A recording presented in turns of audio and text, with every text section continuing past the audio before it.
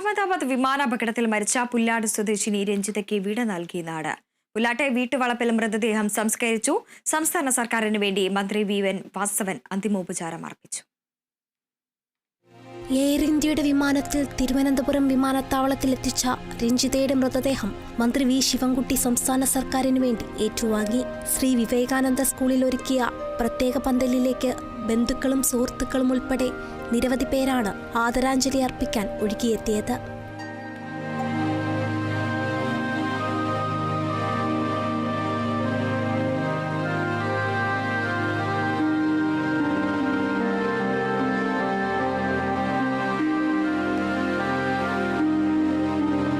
സംസ്ഥാന സർക്കാരിന് വേണ്ടി മന്ത്രി വി.എൻ. വാസവൻ അന്തിമോപചാരം അർപ്പിച്ചു.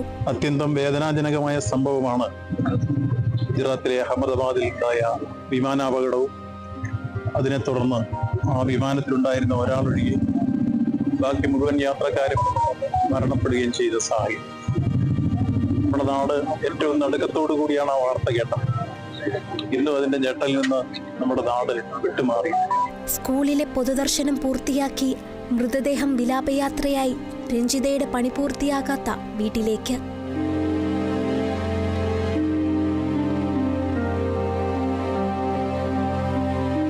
ചടങ്ങുകൾ പൂർത്തിയാക്കി വീട്ടുവളപ്പിൽ രഞ്ജിതയുടെ സംസ്കാര ചടങ്ങുകൾ നടന്നു.